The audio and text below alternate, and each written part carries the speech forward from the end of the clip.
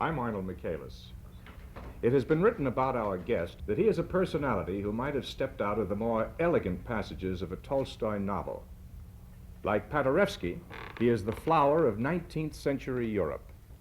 Unlike most musicians, he is a philosopher, a man of the world, and a sophisticated conversationalist.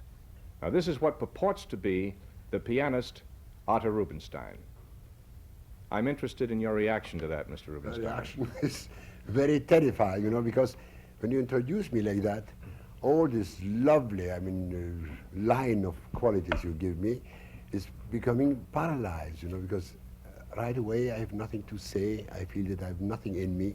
There's no intelligence, no elegance, nothing whatsoever. You've just refuted your own statement, because no man paralyzed could say what you have just said to me. But I must tell you that We are going to send ourselves tennis balls like Yes, that. I'm sure we Well, are. that's very... But well, this was... Then let's drop that subject, yes, All right away. We'll get off it, except the fact that... I don't accept what you said. But I will try to get on our conversation innocently. They were not my Innocently. words. I merely quoted them as having been written about you. I probably already was blushing once before. And I suspect most of them are true, and I think by the time we finish talking with each other, you will have proved it. Well, look here, I give you an instance which you understand very well from my point of view. I very often on my tours arrive in the morning, tired out, rather dirty, dreaming of a bath, dreaming of breakfast, and right away my manager begs me to see an interviewer for the paper. And there comes an interviewer in a province town, let's say, and says, Mr. Rubinstein, we have a deadline, 11 o'clock, and something like that, and you must give us a funny story, you know. I know that you are a very good raconteur, you know, you give me a funny story. Well, would you? And you stopped. I have no funny story. I've never had a funny story.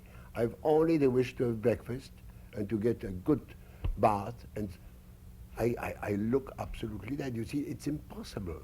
It comes out from somewhere, from the charm of a conversation, from a good being together, from some word being said, from some reminiscence, from some theme which touches a subject which might be funny, which brings back to me some reminiscence. You understand? I mean, it's all very delicate. I'm delighted. Very delicate. I'm delighted to see that I really did not paralyze you and have not inhibited you thus far.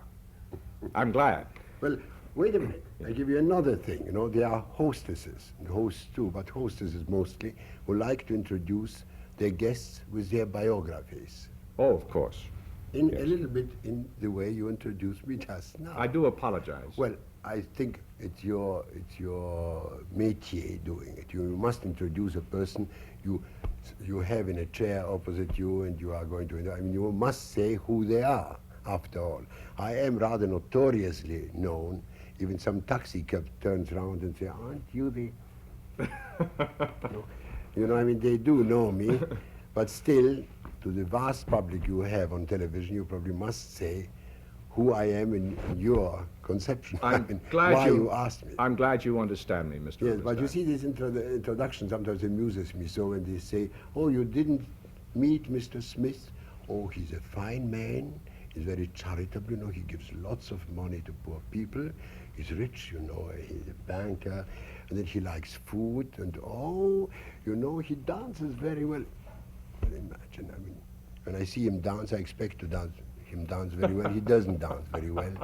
When I ask him to give something for a charity, he doesn't do it, you know. I mean, it is a very dangerous thing, this sort of biography. I agree. So we'll proceed from introductions and we'll get on to some main points. Don't forget that I'm a very talkative fellow. You will have a very hard time now, I wonder what to ever get a word in. I wonder what ever gave anyone that impression, Mr. Rubinstein. I don't believe it. Well, I will tell you right away why. You realize, and my public unfortunately will realize, that I have a slightly hoarse voice. You know, there's a sort of hoarseness in my voice. To me, it sounds like a romantic baritone. Really? Well, it used to be in my youth. But you know, one day, I really became solidly hoarse. I mean, so hoarse that I couldn't open my mouth. I couldn't speak. Well, after 3 or 4 weeks of that, you know, that was very, very bad in Hollywood. My wife became frightfully nervous about it because I smoke cigars, no cigarettes, and cigars, 2, 3 casual ones a day. I mean, no doctor has ever forbidden me to smoke cigars, so I continue. I mean, I'm not a Winston Churchill, but I do like it very much. So you see, she said, you must see a doctor, you know, you read about those things with smoke and very dangerous. And she sent me to a very famous specialist in Los Angeles. He turned out to be a terrible man, a severe-looking fellow, you know, with a beard. He asked me all sorts of questions. When I told him that I was hoarse for 4 weeks, he started scribbling, you know, how they do that. Terrifying, absolutely It's 4 terrifying. weeks. Ah. You know. And then he said, he took me to another room, and those terrible things, I don't know if you've ever gone through that, you know, you put a little light on their forehead, and then they gag you. They said, yes, say, oh, and you say, ee, you know, I can't bear being gagged, you know, and I mean, he put me into a state half an hour of this torture, and then he said dryly, I didn't see enough, you must come back tomorrow. Oh, dear. Well, you can imagine that night I wrote another will. I was in a state I didn't say anything to my family. I was really giving myself up, you know. I thought, that's it. The worst. Well, this obviously hasn't inhibited you in any way. Listen, next day I went to him, I mean, already sure of the worst. He went again through that torture. He put something into me so that I wouldn't be easily gagged, you know, for him to make it easier to see something. He saw everything, and then I told him, doctor, I can take it, tell me the truth, what is it? He said to me, you talk too much. You see? Well, I can see that our conversation is going to be a series of mutual interruptions, Mr. Rubinstein, but I'm prepared for them. Now, I've heard it said about you that if you had ever undertaken to write your autobiography, that it would probably be more sensational than Benvenuto Cellini. Do you plead guilty to that? Sensational is a word which doesn't apply to it, I think. I don't know. I don't think it will be sensational. It will be truthful. I will try to be truthful. You see, I'm old enough to be now above the mesquin, you know, the littleness of writing only what is agreeable to the reader, or what is not quite shocking, or what is not showing you in the wrong light and something. You see, 21 years ago, I signed a contract which flattered me very much for writing a book about my own life. And I started out brightly, you know, nicely about my early childhood. I was a charming little boy, like all little boys are, and I showed my talent, and my aunties and my uncles were sweet, and I was presented with gifts and chocolates and so on. I was a sweet little boy. And I wrote like that until I was 10 years old. Then suddenly I turned into an abominable brat, which was the truth. I became just horrible. I had nothing but bad ideas and all sort of things which are rather objectionable. I had my own point of views about people and so on. And I stopped dead. I couldn't write anymore because I was still too young to risk it, you understand? Yes. And it took me all those years to think about it. But last summer, my family was so, what would I say, cynical about me. They said, oh, Dad, you will never write. I know, you will never write. You're too lazy, you would never do. Well, this, you know, This was did a it. challenge. This did it. Now, I have got to interrupt you and say that we'll come back to a discussion of this challenge of yours in writing a book. But first, we have a message of interest. Oh. Mr. Rubinstein, getting back to that challenge that you mentioned a moment ago, the contract that you had gotten. Yes. Well, you see, I had a contract 21 years ago for writing my life. Your autobiography. My autobiography. And I was very proud of it, you know. I had a tour, I had plenty of time, and I was enthusiastic. I was writing about my childhood, how my talent in 3 years, 4 years, you know. I mean, all those things which are very sweet to tell about my aunties and uncles and the home life. And when I reached 10, I was a terrible little boy. Yes, but you said that before. But now what I'm concerned about is that you say you received a contract 21 years ago to write a book. Yes, I But never did. You've only started it recently. I started it only last summer. Aha. I mean, after those 10 years, I started from the 10-year on. From the 10-year period on. Yes. I started then seriously to write about my life. I remembered it day by day. While writing it, I was absolutely flabbergasted about my memory, because I have a visual memory And I relived, you know, every second of it again. I could write really a diary day by day. Yes. Just from the memory of From it. the memory. But this was your own Okay, experience. I have no documents left because Yeah. the two wars have deprived me of every single thing, of letters, of snapshots, of all sort of documents, of things like that. I have only things since the last war, since after the last war. So that you've had to rely totally on your memory. Totally. Yes. And on some witnesses which are still alive. Yes. Fewer and fewer. Well, if we can get back to that period of your life, Mr. Rubinstein, I know that our viewers would be interested in how you made your ultimate choice between the violin, which I think your father wanted you to study, and the piano, which you insisted on studying. Well, that was a very easy way, you know. When I was a small child, you know, at 4, by great chance, my family brought me to the celebrated Joseph Joachim, friend of Brahms. Yes. I don't know if you, he's Violinist, pretty of well course. known. Yes, he's a celebrated personality, great man, very, very wonderful, generous person. He wrote a long letter about me and wanted to see me. He was interested to see the child who showed so much talent in music and so on. And my mother and my sister brought me to Berlin, and he examined me in a very thorough way because he was suspicious that they have taught me like a little monkey, but they didn't really. And I passed that examination. And of course, at that age, he hoped that I might study the violin, because he was the greatest violin of his time.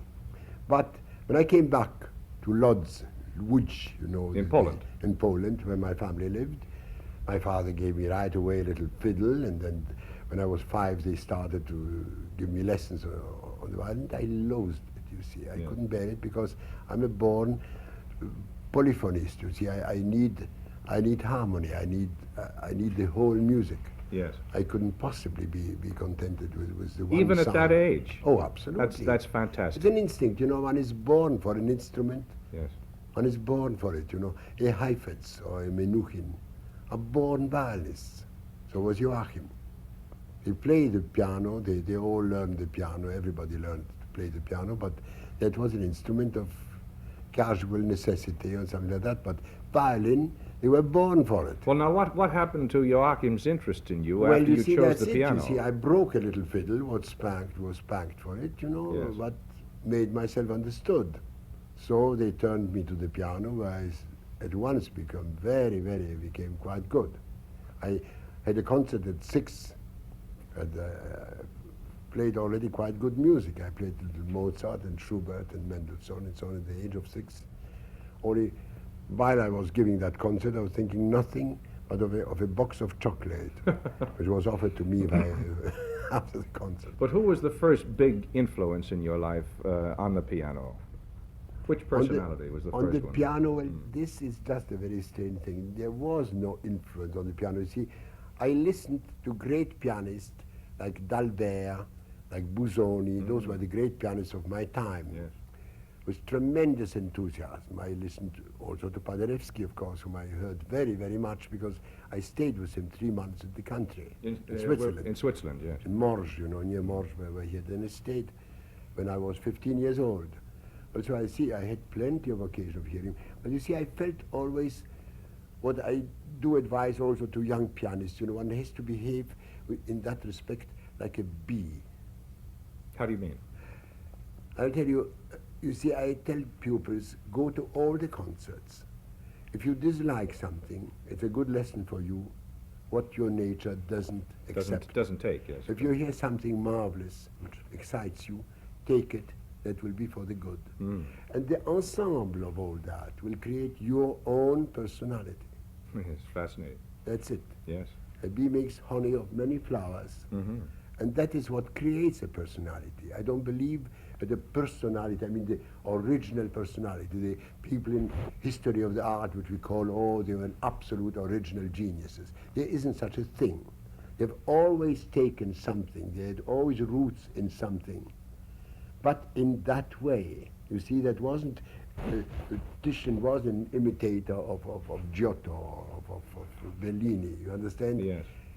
he watched many other painters. I mean, like Velázquez watched many Italian painters and many other painters and so on, took here and there, refused this and that, even of the best schools. But I think this is even true of our own personalities, isn't it? I mean, Well, we pick up different personality traits from the associations that we have with many Probably, people. yes. I didn't quite study that subject yet, about personality. I don't know. I think that personality is born with a strangely individual character. No, Oh, yes, but I think it's affected and modified by other personalities we meet during the course of a Are lifetime. you sure of that? You have children, haven't you? Yes. You showed me a beautiful Yes. photograph of your son and a little daughter. Well, I have 4 children.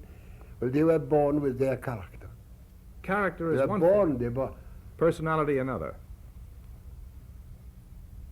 Don't you think so, really? I don't quite think, no, not quite. I think character models, you know. You think character changes more than personality, then? I think so, yes. That's yes. fascinating. I hadn't Yes. thought about it from I that am not standpoint. quite convinced. You see, I would have to think about it because it's a problem. Yes. It's something to be thought out. I never thought very much about it because I was so convinced that one is born with a completely definite character. Because you see, all the influences, you know, so much has been written about it. Yes. So much about inheritance, so much about... There's always a dose of something, you know. It's mostly physical, as far as I observed myself. But I certainly think it applies, as you expressed it before, in terms of an artist developing his own technique and personality of performance. Well, this what we call, yes, Yes. this personality, which you see, there are, of course, masses of imitators. You know, I know people with whiskers, you know, old men who ask me, whom do you advise me for a professor? I would like to learn to play the piano a little better. Yes. I say, no. The real teacher, of course, you need teachers before you are completely mature to play, I mean, to own the keyboard if it comes to the piano. You understand? Yes, of You have to, just like a child has to be instructed how to wash his teeth and how to behave and how to walk and how to sit and all those things. Once he has all that, he becomes what? We all precise that he's 21 years old and he's on his own. Yes. You see, girl is on her own when she's 18 years. That all that has been studied for many centuries, and we got to the point when they can be on their own. Animals have the same thing with their offsprings, haven't they? They know Of course. exactly when to leave them alone. You see, I'm not this- sure that we, as adults, know when to leave our children alone, though. I'm not convinced of that. Ah, well, this... But that's another Don't subject. let's get into No, that that's subject. another It's a subject. very, very tricky subject, yes. But I mean to say, translated into the artistic part, into my own field, for instance, Yes. pianistic field. You see, a man who has the keyboard, you know, who can play anything, you understand, to whom I can say, take up this work or this sonata of Beethoven, this fugue of Bach or this modern work and so on, and he will play it, he can learn it. Well, then he is his own teacher. It means he must reject what he doesn't really feel himself, understand? But they do like to put the responsibility on a professor, on a teacher, on another pianist, you understand? Well, They would it's like more me to pleasant and- teach them when they are 30 years old or 40 years old, Yeah. and then say, well, Rubinstein told me to do that, which makes of them pupils of Rubinstein. Of course. That's no good. You see, the best teacher nowadays, you know, is a gramophone record, actually, because one listens to oneself critically. While when one is performing, one is exposed. You see, one follows one's own emotion and wish to produce something, but one doesn't hear it. But the development of the artist is one thing, and the, if I may use the crude term, merchandising or selling of the artist is another. Now, every generation of young artists has always to buck up against the prevailing giants of the day, and you had it certainly in your day, didn't you? Oh, well, of course. You see, that this is the tragedy of an artistic profession in general. There is so little room for the great, outstanding success. Yes. Very, very difficult. You see, one has to fight for it most of one's life, the greatest part of one's life. You see, when I was young, I was pretty talented. I mean, I was liked by the public, and the public did take me, accept me fully, and so on. But managers were absorbed with the old ones, which were already proving, filling the halls, like Paderewski, Joseph Hoffman, Rachmaninoff.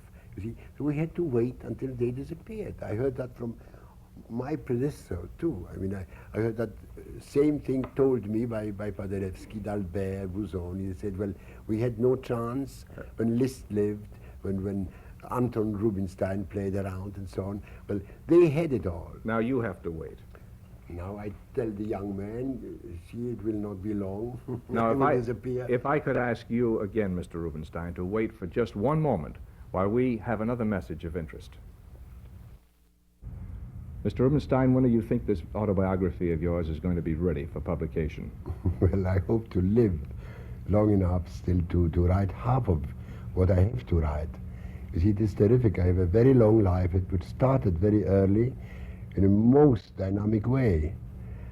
I wrote now 240 pages of a block. Yes. You know, by myself with a pencil. I mean, just tightly. I have a pretty, not too big a way of writing. I'm pretty tight. And the 240 pages led me up to the 16th, I mean, to my 16th year, you know, from 10 to 16. I mean, 240 6 pages years, yes. for 6 years. 6 years. Well, if you apply that ratio, and I hope that you're not sensitive about the fact that you are now over 50. Shall I answer like Jack Benny? Please. I'm only 39. 39, forgive me. Well, in my heart, I'm 25. Yes, but if you apply that ratio, then you'll have to live for a good many years in order to just complete the book. Well, that's what I mean. So in You a see. way, this book is life insurance for you. I'll tell you, there's something very funny. I think I will issue a first volume first to see what it does to me and to the public. Well, then you'll have to be I prepared. might be discouraged for writing on. No, I think you'll have to be prepared for a number of succeeding volumes, and you'll have to be on hand for Well, that. and then might be that my publisher will cut 90% of it. Who knows? Mr. Rubinstein, some years ago, right after the last war, there was an editorial in the New York Times which stated something like this. I remember it only vaguely. But they were reviewing the difficulties of the world down through the centuries. And they commented on the fact that apparently the statesmen and diplomats had not succeeded, and that maybe now it's time to give the artists a chance. Well, I thought of it for most of my life because I've been traveling so very much. I've been always in touch with politicians. It's a very strange thing. I should spend most of my life, of course, with my colleagues of the music field and composers and so on. I did, of course. I met them all. I had a big friendship from a large part of my life with the famous violinist Kochanski and the Polish composer Szymanowski. They died both too early for me. They left me all alone. I mean, they died at the age of 43 and 45, and that was really a very great shock to me. I never had a real friend since. I have good friends, but not brother friends, you know, those absolutely real friends, you know, to whom you confide everything in your life, who is an alter ego, you know. Yes. But I was always much more in touch personally with writers, literary people, and diplomats. Well, diplomats is rather easy to explain because I traveled so very much. And the first salons opened to a traveling artist of any renommee, you know, of any importance, are always salons of the diplomats. So I met them in Tokyo, in Buenos Aires, and everywhere of the world. So I followed their careers as they followed mine. Yes. I made friendships of young attachés, which are now the important ambassadors who decide very many aspects of our political life. You see, that's a very strange thing. I might even add a little anecdote which was very funny. Years and years ago, I made my debut in Buenos Aires and had a considerable success in Argentina and lived in the Plaza Hotel on a floor surrounded by those young attachés of different embassies. And of course, we became pals. We became, we were playboys at that time. We liked to go to cabarets, night cabarets, dance a lot, see the people, go around to dinner parties and so on and so on. And very often, we decided to go to see some sights of the city and so on. Among them was a tall American, was little shy, not very nice, I mean, not very humorous, you know. I mean, a man who was difficult to be with, but a nice boy. I mean, a really clean, nice boy. So we had to take him along because he was there. Well, that is the beginning of the thing. A few years ago, I was with my wife on a French boat coming back from Paris, and there I found out that the American ex-secretary Wells, you know, Sumner Wells. Sumner Wells, Yes. was there with his sister on that boat. Well, I saw him from far. I showed him to my wife. But then there was a captain's dinner, and we were invited to that captain's dinner. Of course, Wells and his sister too. And the captain introduced me to Mr. Wells, who said to me, "What, Rubinstein? You don't recognize me?" I said, "I'm sorry. My boy from Buenos Aires." Well, now that's I probably... didn't remember him at all. You know, I never identified him because I was vague about his name. I always said, "Oh, shall we take the American along?" In those times. Well, now that's probably happened to you frequently throughout the yes, world. frequently. But Because you see, you've been traveling around the world for a long time now. very long time. But what is your impression as a musician, but as an individual, as a thinking individual? What is your impression of the world that you move in and live in? A very sad one, you know, I must say, a very, very sad one. I see the world in a very bad state because nobody has the courage to speak up with some force, with some sort of absolute authority. It is sad to say the only two men I've met of our present time who have an authority of character is De Gaulle and Ben Gurion. Before the elections in America, when people were not decided about Nixon and Kennedy, and lots of, you know, voters were still discussing very much who was better, the better man. It was a tight, I mean, a very close run, wasn't it? Yes, indeed. We all know that, you see. I was suggesting to change the Constitution of America and to hire a man like De Gaulle or Ben Gurion for 4 years. They might settle the affair much better, and they might.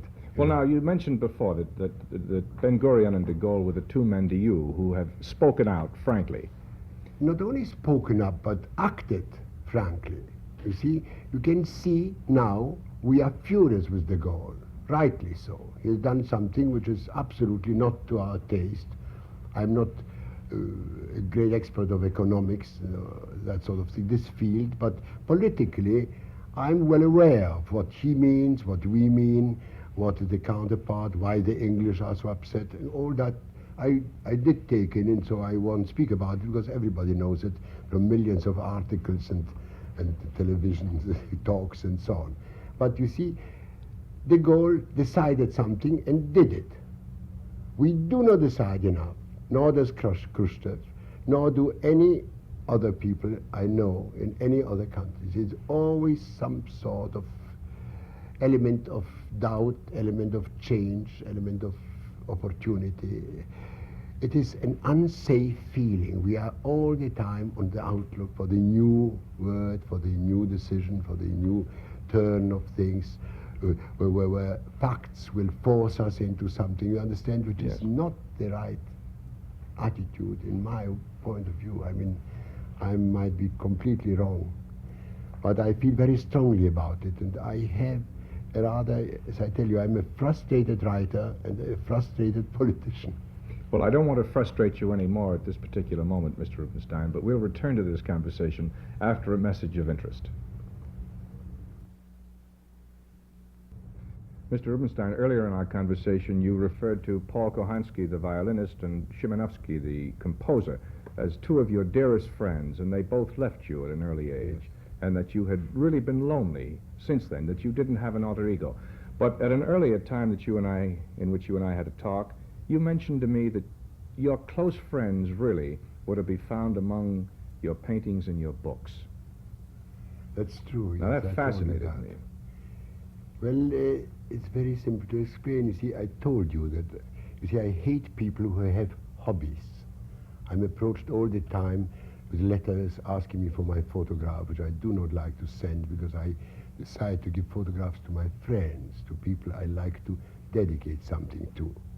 Imagine, I'm sometimes approached by people, will you write a photo on this photo to dear Johnny? And there's somebody, and I said, what will I write to my own Johnny? I don't know yours. You see, Your I own can't do Johnny that. being your son. Yes, I mean, my own son. You see, it is a little bit ridiculous to ask you for tokens like that, you know. You know, I mean, there is a certain misunderstanding in those approaches to artists in general. I don't quite know what you asked me really about. No, but I was concerned about the fact that you have been quite lonely ever since these two dear friends of yours. No, I beg your pardon. I lost, I lost out of my mind about the hobbies. You see, Yes. that's just, this is a hobby, the photographs and so on. I have a strong passion for books and for paintings. My wife, fortunately, too, so she helps me in it too. You see, the collection of books which I have is not just to ornament, you know, as ornamentation of walls or something like that, but they are really my dearest friends because I exchange with them views and discussions, which I cannot exchange with anybody since my two friends died, actually. I find them in so many books. Every book is a challenge to my own thoughts, to my own point of view. Some of them are the dearest friends, which I pick up again and here and there, letters, biographies, you know, historic things. I adore to read them over and over again. I pick up that is the greatest joy of my life. As to paintings, they are simply friends because it is not that they are of value. I have some valuable paintings casually because they became valuable without my fault. But you didn't buy them because they were Oh, valuable. not at all. I bought them at a price which I could afford. I couldn't afford now. I could never afford to buy some paintings which I own now because I bought them at a regular, nice little price, you see. Well, now, whether But- it's... I'm sorry, go ahead. But I like to live with them, you Yes. understand? I do. There's some of them quite cheap, by unknown painters. But he struck me, oh, this is a friend in my house. When I wake up and see that, it lifts me, it gives me something. I live with him in his painting, with this personage, with this landscape, with this nature morte, you know, with this sort of thing. Well, now, whether it's painting or art or music, all of which come under the generic title of art, what do you see in the relationship between art and the art of living, which is politics? To get back to that again. Well, you see, I discovered, and everybody discovered lately, that art is really a much better ambassador and link between people, among nations, than diplomacy, wars. You know, what wars have produced is only just one big disaster to victors and to the vanquished. You know, I mean, there's no doubt about that. But you see, art introduces an international language. A painter, he might be Spanish or French or American and so on. I mean, he penetrates all the countries and inspires loves. Look now at the exchange, artistic exchange, which is very rich due to my dear manager Hurok, with Russia, for instance. Well, I can assure you, I can absolutely assure you that the only good voice, true voice of America penetrates into Russia through our artists who come there, through their artists who have the feel, you know, the smell of our point of view, of our way of living. They do see suddenly that we don't have unhappy, miserable people who are starving or who are making strikes just for out of desperation, but just because they are free enough to stand up for what is due to them, you understand, which is not happening in their own countries, where they can't open their mouths, where they have even to dream in the right way and so on. You see, this is the most important thing, and art is doing it, and music especially, because it is an international language, and a very dangerously silent, penetrating language. This I do know from my own experience. You see, words are dangerous. Even what I'm speaking now frightens me a little bit, because I'm all the time thinking as I'm an outspoken fellow, that I might use this or that which might turn against me. How could he say that? And this is politically wrong, and this and that. Not with my music. You see, I played in Mexico during the Mexican Revolution. I played lots of Chopin. Well, I induced those Mexicans suddenly to scream like mad, Viva Polonia, under my windows. Yes. In Spain, where I was extremely popular, King Alfonso, just before their revolution, you know, his revolution, Yes. when they dethroned him. It's 35, 36. Yes, yes. Well, he asked me, foreigner, you know, because we were on very friendly terms. He asked me for my feeling, how the Spanish people felt about him. Why? Because I didn't have any political color. All the Spanish people liked to listen to my music and took me for their friends, which I was. The socialists, the rightists, the monarchists, everybody, you understand? So they talked to me from their own hearts, absolutely frankly. But they wouldn't talk to this and that partisan. Yes. You understand? I do, indeed. So the king understood that very well. He said, you know what they talk in Asturias or Galicia, or how they feel about me in Andalusia, and what about Catalonia, which is very dangerous, which is revolutionary, and so on. Well, then you're practically an unofficial ambassador wherever you go, Mr. Rubinstein. It's, well, one American ambassador, whom I am very fond of, wrote me that. He was then the ambassador in Rome, in Italy. He wrote me a letter where he said, I feel that you are the real ambassador here for America, more than I am. And I felt it is a little bit true, because I do bring my feeling for America, my love for that new country which saved the lives of my children, my own, which so gallantly came into two wars without having a personal feud with anybody to begin with, in any case. And you see, they don't appreciate it enough. They are all very egoistic. They are always out for more money, for more help, and then they look at us as all people who borrow money from you and then don't greet you in the street anymore. You know, I mean, it's a very current thing Yes, in it is. individuals and in nations. Well, we are proud of bringing a real feeling, you know, a real feeling for our countries, you see. We are proud of that. We do that, and we are very conscious of that, believe me or not. Mr. Rubinstein, for a musician and an individual who is as strong a personality as you are, and I'm sure you'll forgive my saying that, the thing that interests me about your playing as a pianist, I don't have to talk about you as a soloist because that's well known to broad masses of people, but you've always been an outstanding sonata and ensemble player, which has been extremely interesting to me, that you can subvert and that you blend your own strong personality in with those with whom you play chamber music. And that's what's fascinated me about you. Well, I'm for very so glad long. that you know that, because very few people know that I'm not exactly a soloist at heart. But this is very simple to explain. You see, I had that enormous privilege to be taken up by Joachim as tutor. He was a violinist, all right, but he was directing my whole musical education when I was a boy of 10 in Berlin. He appointed my piano professor, and he appointed my harmony professor, and he listened to me from time to time. And then, that important point, he made me come to his own lessons with his violinist I think, pupils. incidentally, if you'll forgive me, we better explain, because we discussed Joachim in the other program. Yes. Joseph Joachim was the disciple of Brahms and one of the great violinists of the day. He was a friend of Schumann, Yes. of Clara Schumann, and he was the great man of my life. Yes. Paderewski was another great man who took a certain part in my life, but from a completely different angle. But Joachim was actively engaged. He even paid 1/4 of my whole education. With 3 other bankers. My family was poor, and they took up the expense for my education for 7 years. So you see, he was a very generous, a wonderful man who gave me a good example to live in the right way. And not only that, you see, he made me accompany his own pupils. That started my ensemble playing. I had ensemble lessons, of course, but then I was connected with Isai, Thibaut, Kochansky, Tertis, the greatest viola player of the whole. I mean, the Casals, Kreisler, Paderewski, whatever you want, of the viola, you know, Tertis. We played endlessly chamber music. I don't know if you ever read a book by Muriel Draper, Music at Midnight. Yes, I did.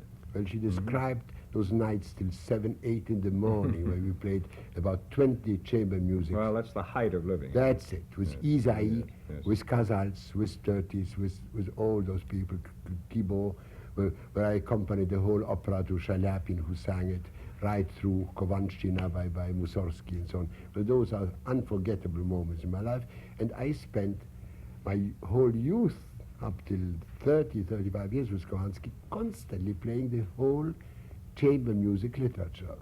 Since I became a well-known soloist, you see, in Mr. Hurok's view and other managers' view, it is a shame to give 3 for the same money to the public or 4 for the same money to the public if they can earn the same amount with 1.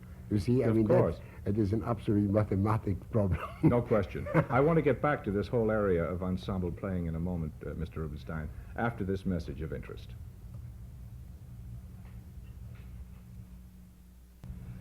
Mr. Rubinstein, getting back to ensemble playing, if you will allow me to indulge myself for a moment, I want to tell you that one of my all-time favorites is the performance of the Mendelssohn Trio that you recorded with Heifetz and Piatigorsky.